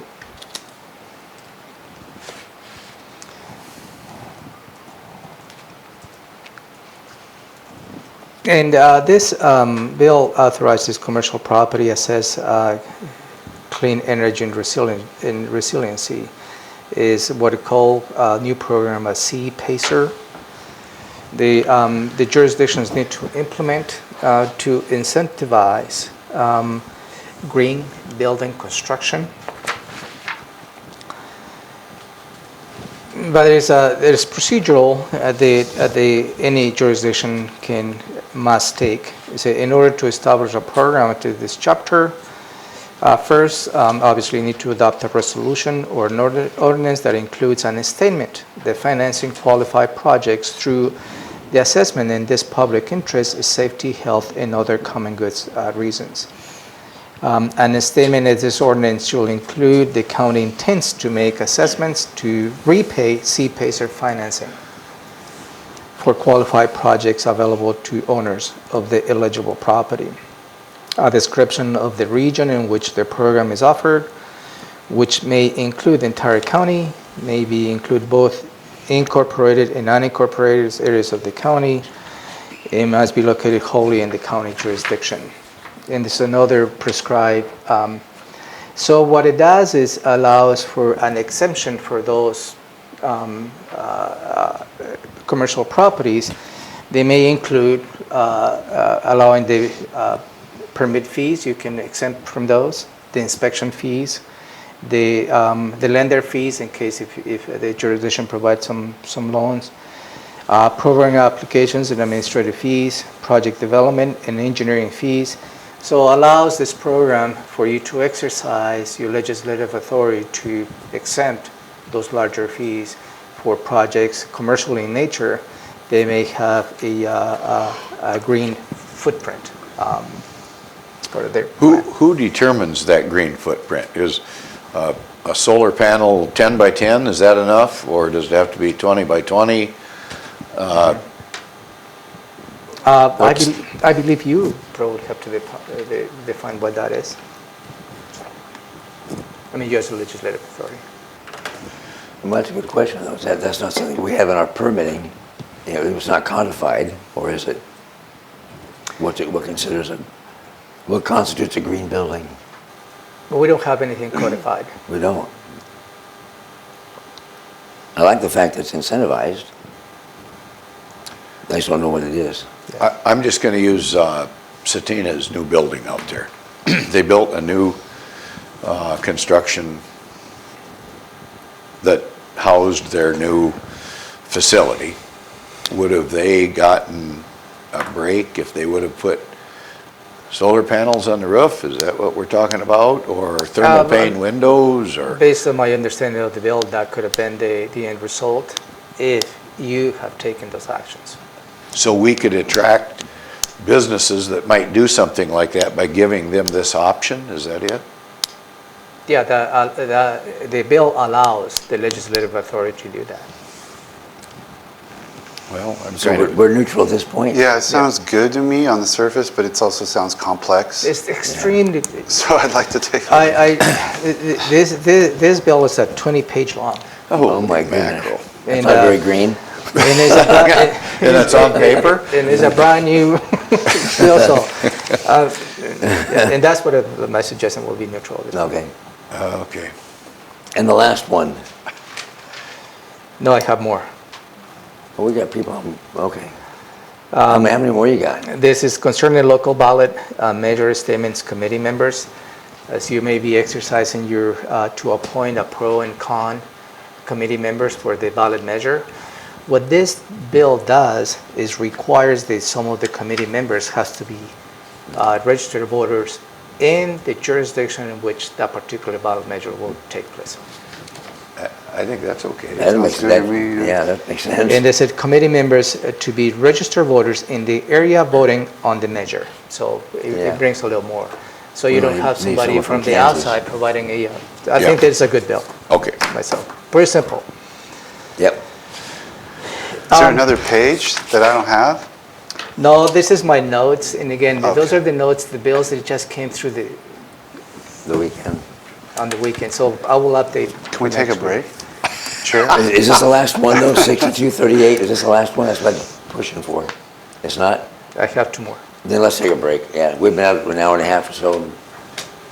Staff need to get going here. 10 minutes, 10 minutes, 10 minutes, 10 minutes, 10 minutes, please. 10 We need a minutes. halftime in these legislative things. They're kind of, they're mentally taxing.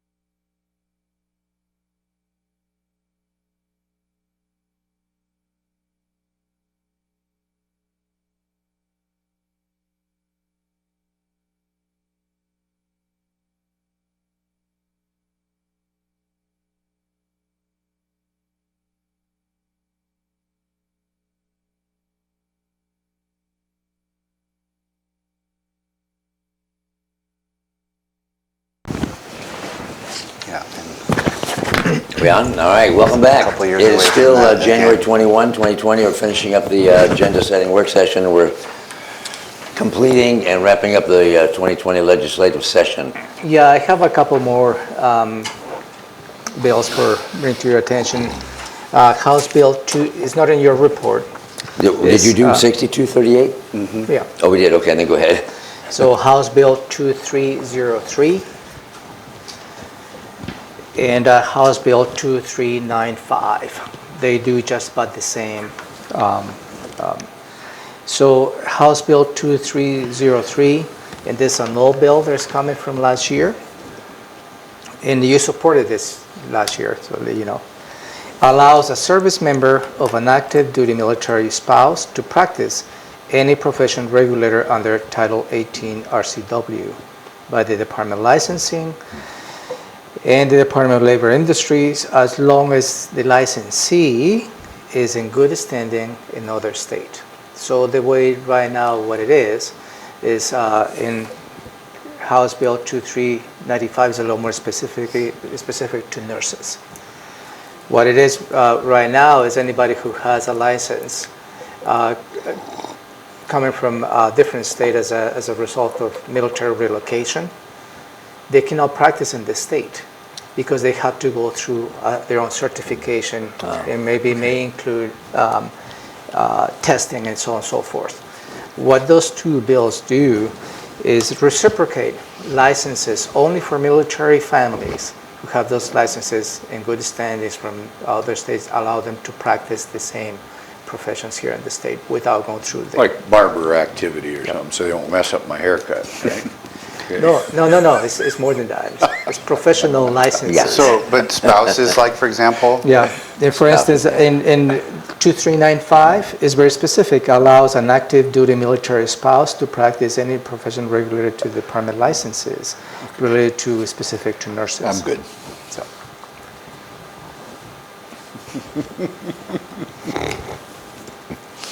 You supported those bills? On both. Yeah. Okay, next.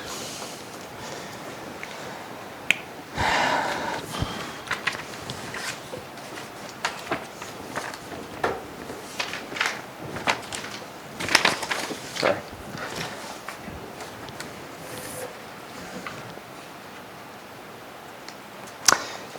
House Bill 2307, that's related to fireworks prohibition for cities and counties.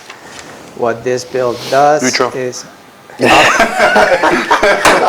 on. I don't need to know what it says. Neutral.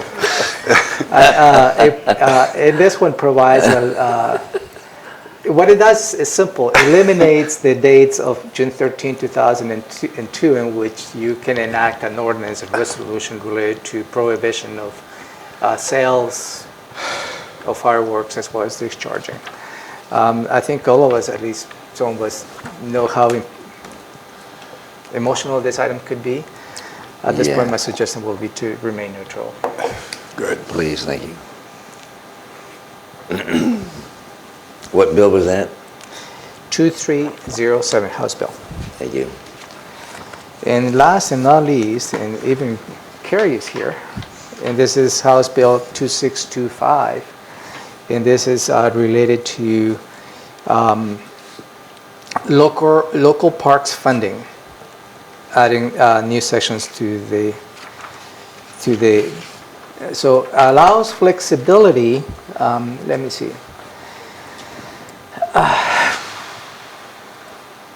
So allows you to councilmatic, you exercise sales tax increases to support park activities. That's what this bill does. So gives you another tool as a legislative authority as to how you can implement additional taxations specifically to address park funding. Is there a limit? It is, I think it's 0.1%.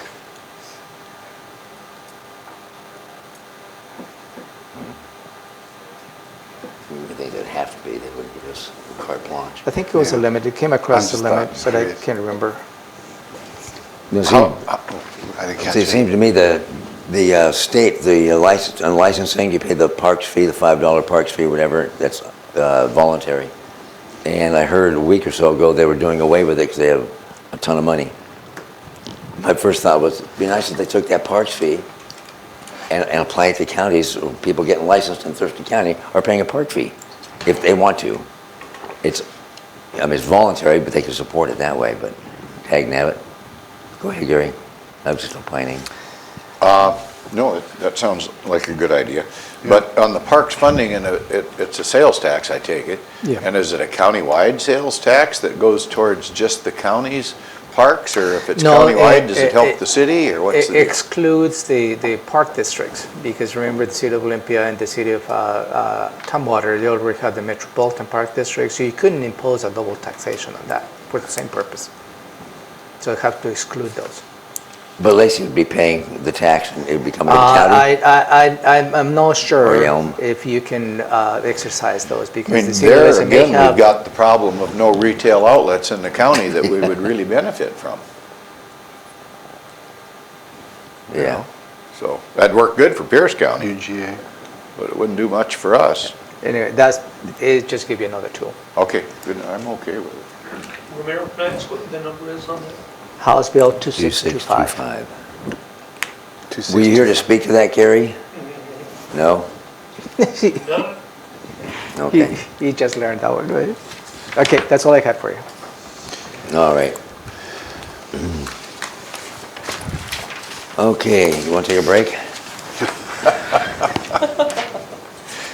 After that. Is that it for your update? That's it? Are kind of where I'm. Okay, so now we're getting to, looking some gaps, and then asking we're getting to Dennis. Financing large IT systems. Yeah. I can ask Providence to come and be available to answer any questions. This is a follow-up to Robin Campbell's briefing last week as to a proposal to fund 2 large IT systems. One is the replacement of Amanda, the Amanda system, the permitting process, and the other is the replacement of the Munis and Eden, which also known as the ERP. And the proposal is to go ahead issuing bonds to have those systems being purchased in a timely manner. And also that will have an increase on the indirect rates of about $436,000 for the next 10 years. You heard that perhaps there's a couple options. Either the board can wait and start accumulating those fees and purchase cash when those fees are, when we reach those amounts. But at that time, 2040. But at that time, the systems will change and the cost will change as well. This is a good alternative. I'd recommend the commissioners consider this as to how we need to really address the needs of our IT And infrastructure. the dollar amount again? The proposal is to issue $8 million in bonds. 8? 8. And we have plenty of capacity in terms of bond issuance, because our debt in relation to is very small. We're in a good position. That's why we have a AA+ rating. And because of AA+ rating, we most likely get a very good low interest on those Okay, bonds. on the interest rate, right now probably is the lowest that any government's been able to get money to do things. Is that right? Absolutely, and you heard from Robin as well, there are some bonds that are coming to a time, existing bonds that we have to renegotiate. And we will also come back to you to allow us to renegotiate, reducing the interest rate. So that by itself is going to be a reduction on the debt payment. Do you have any idea what the interest rate might be if we went out tomorrow? That will be, I will hate to shoot from the hip on that one, I Commissioner. mean, is it like a housing interest rate is down around 3.5? No, I think it's a little lower than that for municipal bonds. Okay. Questions? Okay. Dennis, are you in favor of option 2 then? I'm sorry? Are you in favor of supporting option 2? I'm not. Dennis Okay. Osorio, IT That was a Director. test- I am not. That was a I'm test not in question, there. all right. All right, good. So you need a decision today then? Is Yes, this decision needed? Yeah. Direction, because eventually you have to take a formal action in issuing the bonds. But at least Yeah. provide direction to staff to move forward and bring officially those items to you. And I guess I'd just like to comment on that this is outside my area of expertise, but I do realize that right now would be the time to go out for bond issuance because of the excellent interest rate and that we have the ability to refinance other bond issues that are out there. So because of that and for efficiencies, which hopefully will negate what we're expending here in the end, I'm going to support this. Along the same lines, the technology that we're doing with the prosecutor's office and public defense and such, I can't believe we're that far behind technology. It's embarrassing. And this is, I'm going to liken this as the same. Yeah. Yeah, and as you have already heard, as you continue to, that gap gets bigger, it just gets more expensive. So It's just silly, and so unprofessional. So I support it. The tech folks have us over a barrel. Any comments? Nope. Thank you, Dennis. all right, thank you. Yelm Prairie Line Trail. Finally, we get to Carrie. Come on over. So we received a request from this organization for the commissioners to consider supporting the Yelm Prairie Line Trail. So I'm just going to give the background and get into the ask, because I believe the ask is a letter of support for a potential grant, and also consider the commissioners to pass in a formal resolution That's correct. to support this trail as well. My question would be as a follow-up, because I think the letter of support, the sooner the better, possibly as we move forward. And possibly if we give direction that we're willing to move forward with the resolution or letter of support, however it's going to be laid out, maybe we could do that next week at our meeting. Resolution? Yes. Yep, that will be part of the conversation Yeah. the commissioners need to have. Okay. And I'd Go just for it. point out that there's been a lot of groups that have endorsed this proposal. The Nisqually River Council did so a couple months ago, I think, wasn't it? That Maybe we can have Carrie give a little background about this particular Okay. trail. Yeah, so we're not talking about the county owning any more trail system.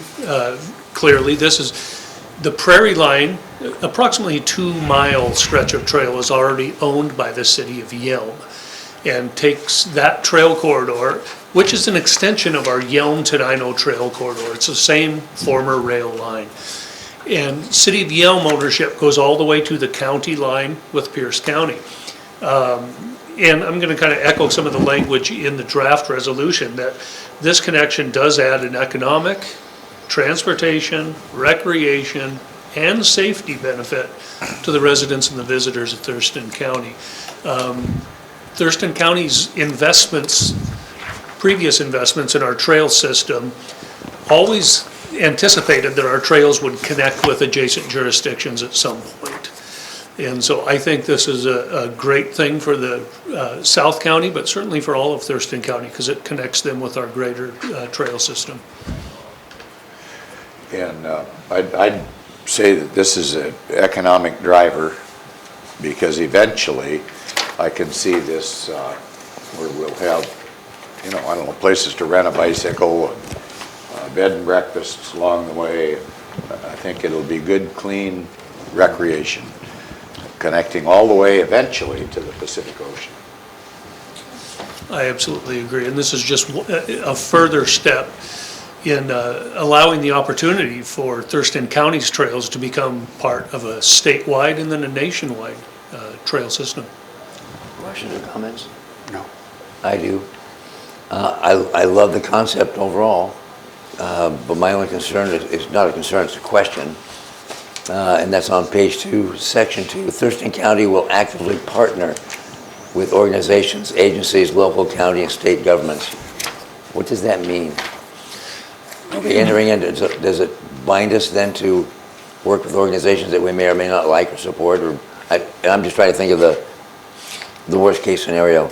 It's not just conceptually supporting it, it's now saying we will actively partner with.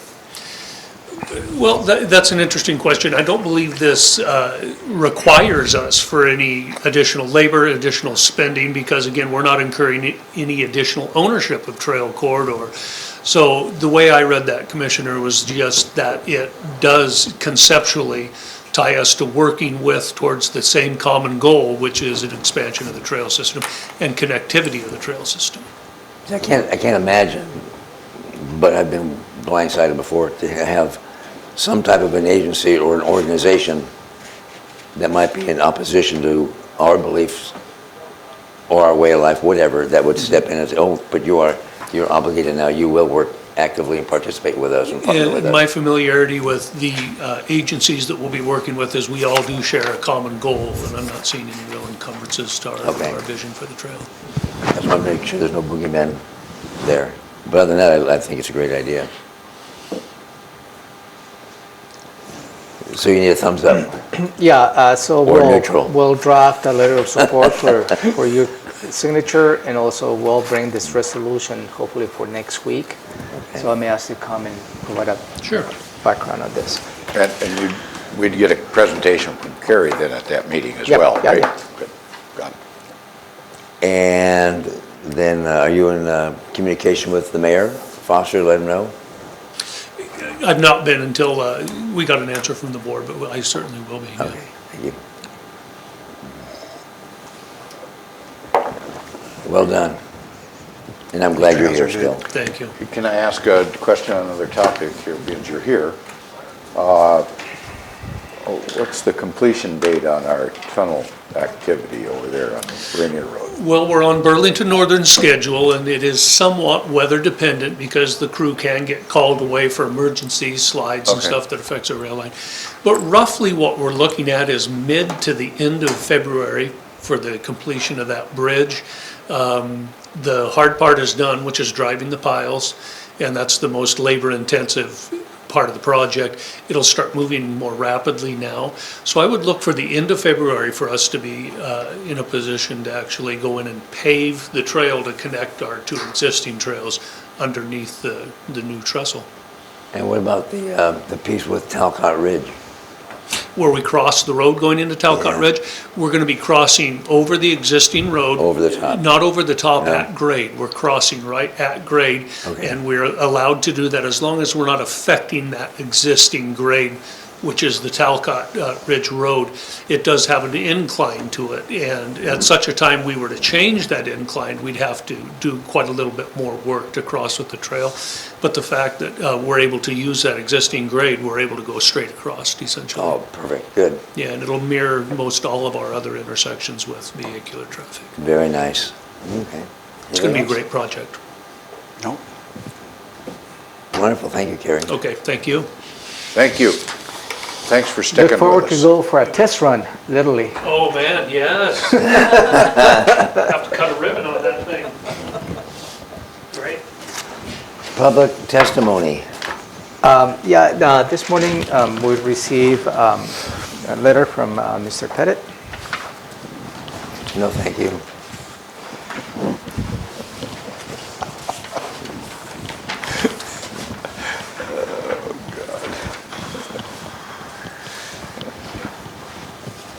I have not got the chance to review that in detail.